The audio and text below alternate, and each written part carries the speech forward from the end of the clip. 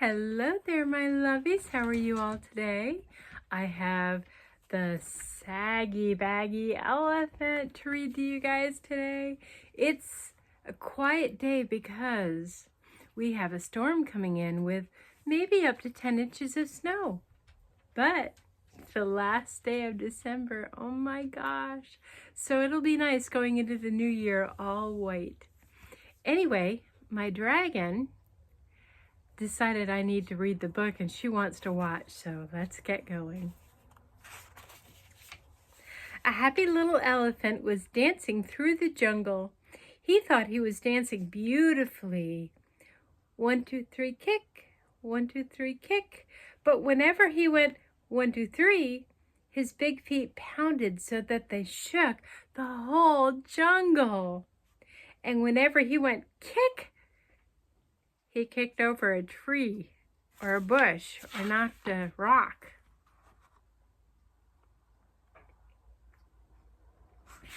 He doesn't realize his size yet, but that's okay.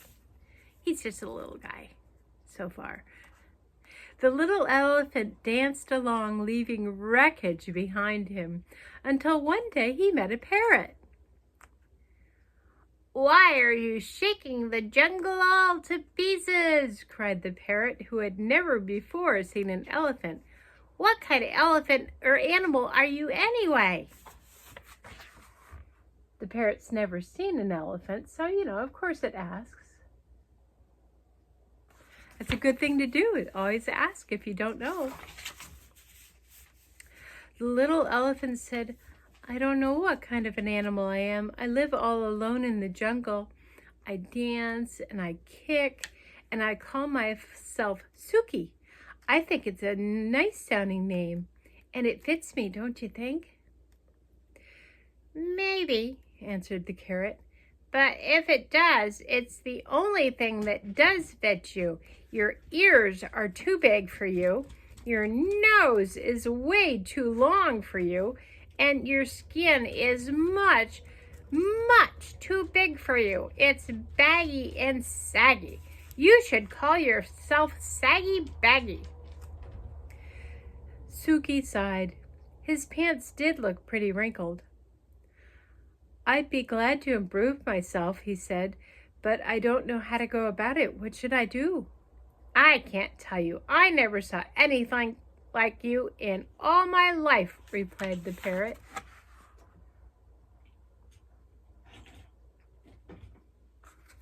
I think Suki's just perfect, but that's just me.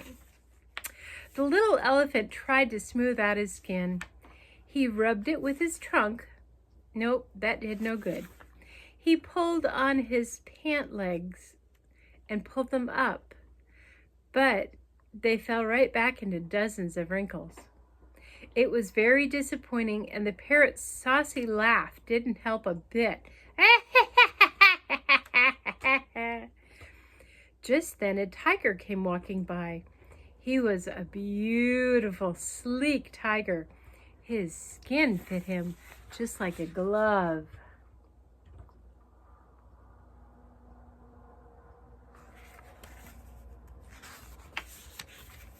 Suki rushed up to him and said, "Tiger, please tell me why your skin fits so well.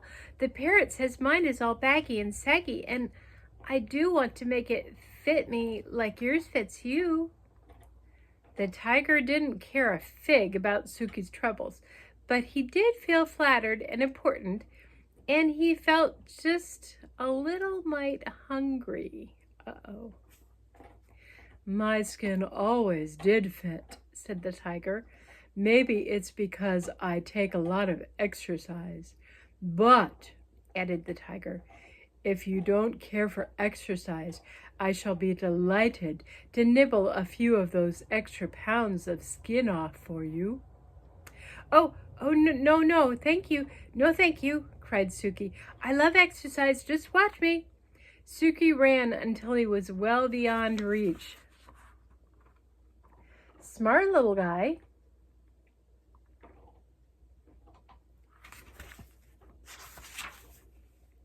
Then he did some somersaults and rolled on his back. He walked on his hind legs, and he walked on his front legs. When Suki wandered down to the river to get a big drink of water, he met the parrot. The parrot laughed harder than ever. I tried exercising, sighed the little elephant. Now I don't know what to do. Soak in the water the way the crocodile does, laughed the parrot. Maybe your skin will shrink. So Suki tramped right into the water.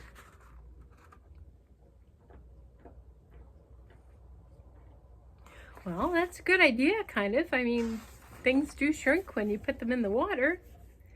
But before he had soaked nearly long enough to shrink his skin, a big crocodile came swimming up, snapping his fierce jaws and looking greedily at Suki's tender ears. Oh no! He looks scary. And he's grinning. Ah! The little elephant clambered up the bank and ran away, feeling very discouraged. I'd better hide in a dark place where my bags and sags and creases and wrinkles won't show, he said. By and by, he found a deep, dark cave, and with a heavy sigh, he tramped inside and sat down and cried.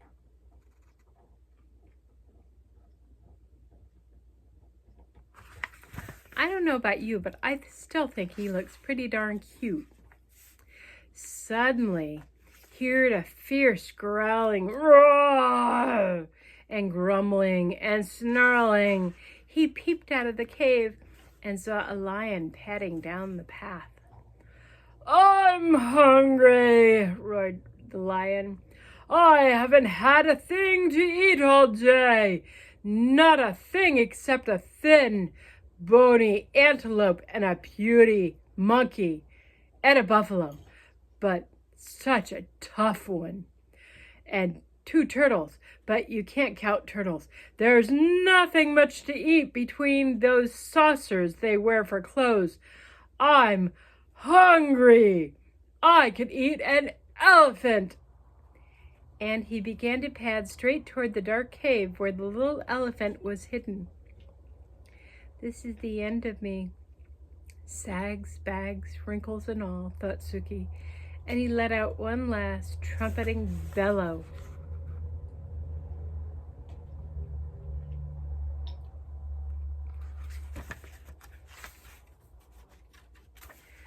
Just as he did, the jungle was filled with a terrible crashing and an awful stomping.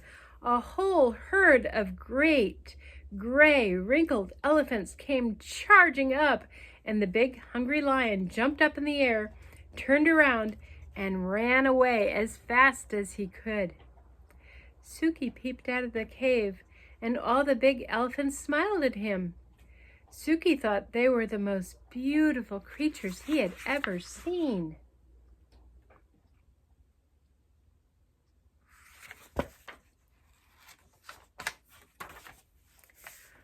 I wish I looked like you, he said. You do, grinned the big elephants. You're a perfectly dandy little elephant. And that made Suki so happy that he began dancing his 1, 2, 3 kick through the jungle with all those big, brave, friendly elephants behind him.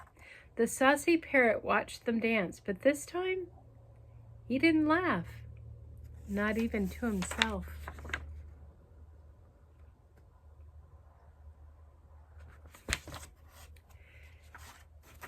You know what? You should always feel comfortable in your own skin, whether you have wrinkles and bags, or blue eyes or green eyes, or long hair and short hair that sticks straight up. It doesn't matter, because that's who you are, and that is beautiful. Everyone is beautiful. I hope you have a wonderful day. My dragon says goodbye, and I will see you tomorrow. Have a good day. Love you all. Bye.